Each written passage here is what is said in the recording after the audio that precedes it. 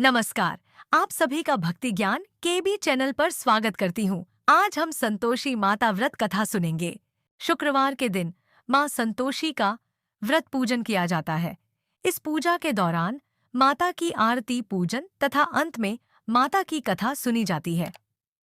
आइए जानें शुक्रवार के दिन की जाने वाली संतोषी माता व्रत कथा। एक बुढ़िया थी, उसके 7 बेटे थे। 6 कमाने वाले थे जबकि एक निक्कमा था। बुढ़िया 6 बेटों की रसोई बनाती, भोजन कराती और उनसे जो कुछ झूठा बचता वह 7वें को दे देती। एक दिन वह पत्नी से बोला, देखो मेरी माँ को मुझ पर कितना प्रेम है। वह बोली, क्यों नहीं, सबका झूठा जो तुमको खिलाती है। वह बोला, ऐसा नहीं हो सकता है, मैं जब तक आंखों से न देख लूं मान नहीं सकता। बहू हंस कर बोली, देख लोगे तब तो मानोगे। कुछ दिन बाद त्योहार आया। घर में 7 प्रकार के भोजन और चूरमे के लड्डू बने।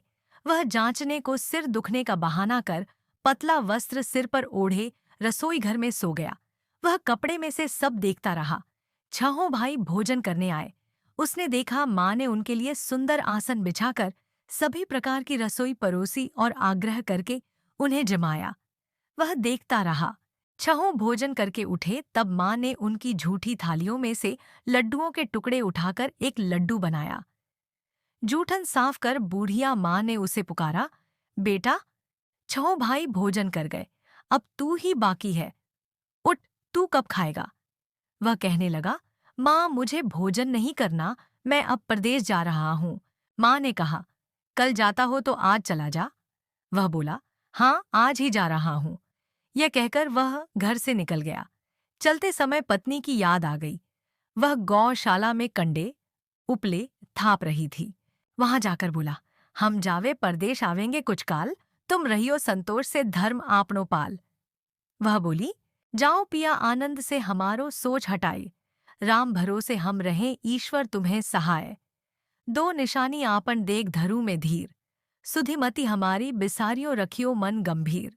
वह बोला, मेरे पास तो कुछ नहीं, यह अंगूठी है सो ले और अपनी कुछ निशानी मुझे दे।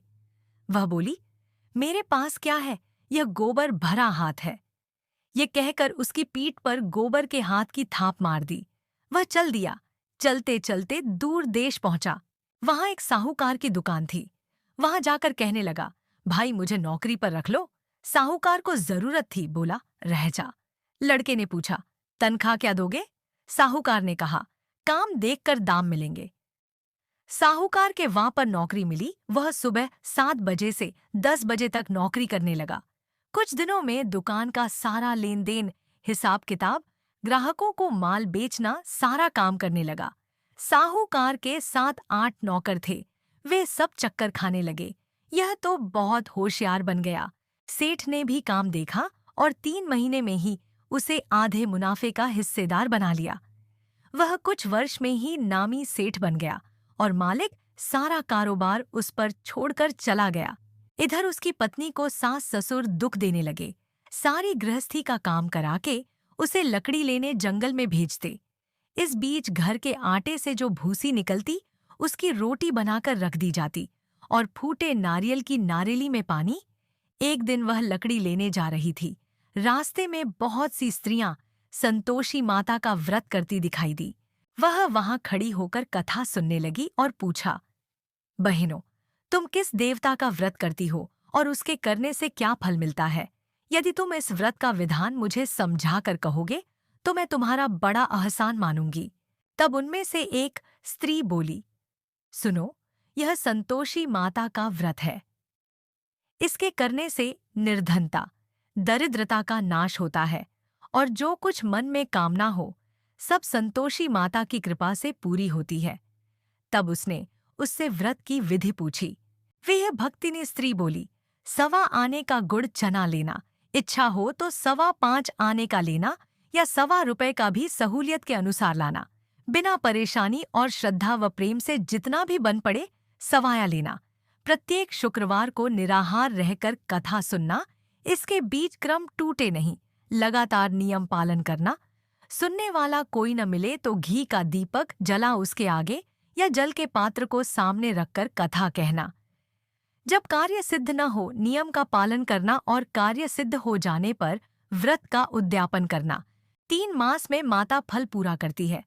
यदि किसी के ग्रह खोटे भी हों, तो भी माता वर्ष भर में कार्य सिद्ध करती है। फल सिद्ध होने पर उद्यापन करना चाहिए, बीच में नहीं। उद्यापन में 2.5 सेर आटे का खाजा तथा इसी परिमाण से खीर तथा चने का साग करना। 8 लड़कों को भोजन कराना। जहां तक मिले देवर जेठ भाई बंधु के हों, न मिले तो रिश्तेदारों और 5 पड़ोसियों को बुलाना।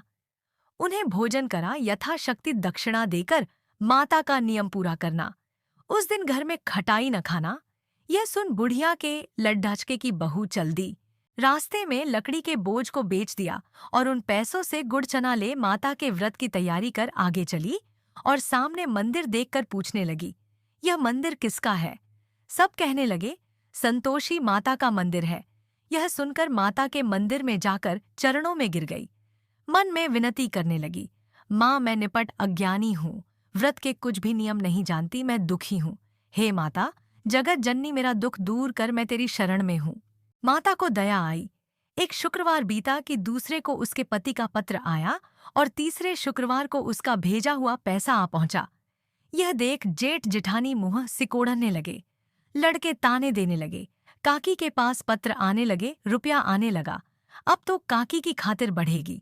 बेचारी सरलता से कहती, भैया कागज आवे, रुपया आवे, हम सबके लिए अच्छा है। ऐसा कहकर आंखों में आंसू भरकर संतोषी माता के मंदिर में मातेश्वरी के चरणों में गिरकर रोने लगी। माँ, मैंने तुमसे पैसा कब मांगा है? मुझे पैसे से क्या काम है? मुझे तो अपने सुहाग से काम है। मैं तो अपने स्वामी के दर्शन मांगती हूँ। तब माता ने प्रसन्न होकर कहा, जा बेटी, तेरा स्वामी आएगा। यह सुनकर खुशी से बावली होकर घर में जा काम करने लगी। अब संतोषी माँ विचार करने लगी, इस भोली पुत्री को मैंने कह तो दिया कि तेरा पति आएगा, लेकिन कैसे?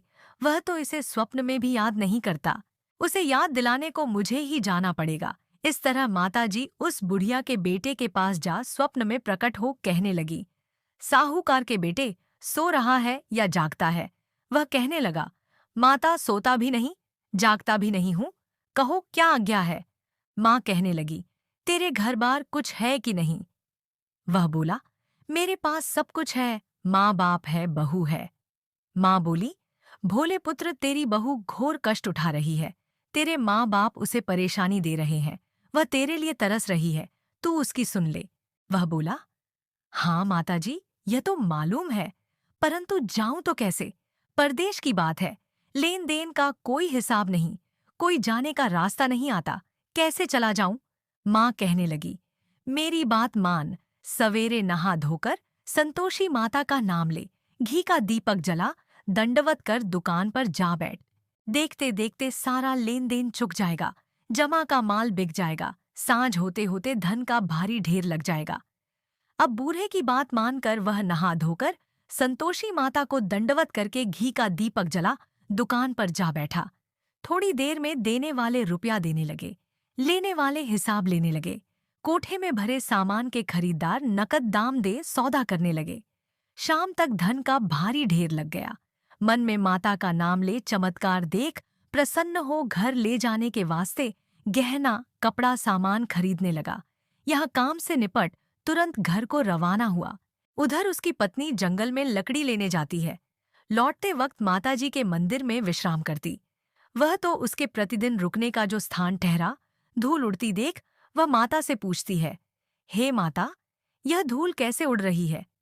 माता कहती है, हे पुत्री, तेरा पति आ रहा है। अब तू ऐसा कर, लकड़ियों के 3 बोझ बना ले, एक नदी के किनारे रख और दूसरा मेरे मंदिर पर, वह तीसरा अपने सिर पर। तेरे पति को लकड़ियों का गट्ठर देख मोह पैदा होगा, वह यहाँ रुकेगा, नाश्ता पानी खाकर माँ से मिलने जाएगा। तब तू लकड़ियों का बोझ उठाकर जाना और चौक में गट्ठर डालकर जोर से आवाज लगाना, लो सासू जी, लकड़ियों का गट्ठर लो, भूसी की रोटी दो, नारियल के खेपड़े में पानी दो, आज मेहमान कौन आया है? माताजी से बहुत अच्छा कहकर वह प्रसन्न मन से लकड़ियों के 3 गट्ठर बनाई, एक नदी के किनारे पर और एक माताजी के मंदिर पर रखा। इतने में मुसाफिर आ पहुंचा। सूखी लकड़ी देख उसकी इच्छा उत्पन्न हुई कि हम यहीं पर विश्राम करें और भोजन बनाकर खा पीकर गांव जाए। इसी तरह रुक कर भोजन बनाकर विश्राम करके गांव को गया। सबसे प्रेम से मिला। उसी समय सिर पर लकड़ी का गट्ठर लिए वह उतावली सी आती है। लकड़ियों का भारी बोझ आंगन में डालकर जोर से 3 आवाज देती है, लो सासू जी, लकड़ियों का गट्ठर लो, भूसी की रोटी दो, आज मेहमान कौन आया है। यह सुनकर उसकी सास बाहर आकर अपने दिए हुए कष्टों को भुलाने हेतु कहती है, बहू ऐसा क्यों कहती है, तेरा मालिक ही तो आया है। आ बैठ, मीठा भात खा, भोजन कर, कपड़े गहने पहन। उसकी आवाज सुन उसका पति बाहर आता है। अंगूठी देख व्याकुल हो जाता है। माँ से पूछता है, माँ यह कौन है। माँ बोली, बेटा ये तेरी बहू है। जब से तू गया है तब से सारे गांव में भटकती फिरती है। घर का काम काज कुछ करती नहीं, 4 पहर आकर खा जाती है। वह बोला, ठीक है माँ, मैंने इसे भी देखा और तुम्हें भी। अब दूसरे घर की चाबी दो, उसमें रहूंगा। माँ बोली, ठीक है, जैसी तेरी मर्जी। तब वह दूसरे मकान की तीसरी मंजिल का कमरा खोल सारा सामान जमाया। एक दिन में राजा के महल जैसा ठाट बाट बन गया। अब क्या था, बहू सुख भोगने लगी। इतने में शुक्रवार आया। उसने पति से कहा, मुझे संतोषी माता के व्रत का उद्यापन करना है। पति बोला, खुशी से कर लो। वह उद्यापन की तैयारी करने लगी। जेठानी के लड़कों को भोजन के लिए कहने गई। उन्होंने मंजूर किया, परंतु पीछे से जेठानी ने अपने बच्चों को सिखाया, देखो भोजन के समय खटाई मांगना, जिससे उसका उद्यापन पूरा न हो। लड़के जीमने आए खीर और खाना पेट भर के खाया, परंतु बाद में खाते ही कहने लगे, हमें खटाई दो, खीर खाना हमको नहीं भाता, देखकर अरुचि होती है। वह कहने लगी, भाई खटाई किसी को नहीं दी जाएगी, ये तो संतोषी माता का प्रसाद है। लड़के उठ खड़े हुए, बोले, पैसा लाओ। भोली बहू कुछ जानती नहीं थी, उन्हें पैसे दे दिए। लड़के उसी समय हट करके इमली खटाई ले खाने लगे। यह देखकर बहू पर माताजी ने कोप किया। राजा के दूत उसके पति को पकड़ कर ले गए। जेठ जेठानी मन माने वचन कहने लगे, लूट लूट कर धन इकट्ठा कर लाया है, अब सब मालूम पड़ जाएगा जब जेल की मार खाएगा। बहू से यह सहन नहीं हुए। रोती हुई माताजी के मंदिर गई, कहने लगी, हे माता, तुमने क्या किया। हंसाकर अब भक्तों को रुलाने लगी। माता बोली, बेटी तूने उद्यापन करके मेरा व्रत भंग किया है। वह कहने लगी, माता मैंने कुछ अपराध किया है, मैंने तो भूल से लड़कों को पैसे दे दिए थे, मुझे क्षमा करो, मैं फिर तुम्हारा उद्यापन करूंगी। माँ बोली, अब भूल मत करना। वह कहती है, अब भूल नहीं होगी, अब बतलाओ वे कैसे आवेंगे। माँ बोली, जा पुत्री, तेरा पति तुझे रास्ते में आता मिलेगा। वह निकली, राह में पति आता मिला। वह पूछी, कहाँ गए थे। वह कहने लगा, इतना धन जो कमाया है उसका टैक्स राजा ने मांगा था, वह भरने गया था। वह प्रसन्न हो बोली, भला हुआ, अब घर को चलो। कुछ दिन बाद फिर शुक्रवार आया।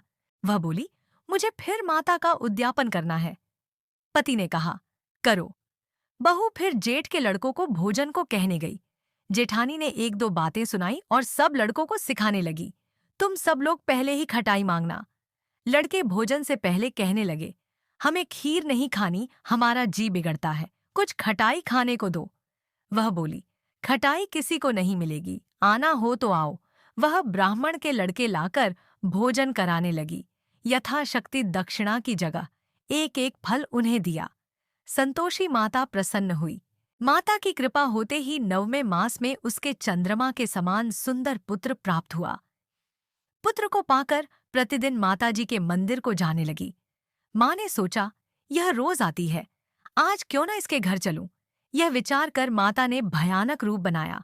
गुड़ चने से सना मुख, ऊपर सूंड के समान होठ, उस पर मक्खियां भिन भिन कर रही थी। देहली पर पैर रखते ही उसकी सांस चिल्लाई, देखो रे, कोई चुड़ैल डाकिन चली आ रही है, लड़कों इसे भगाओ नहीं तो किसी को खा जाएगी।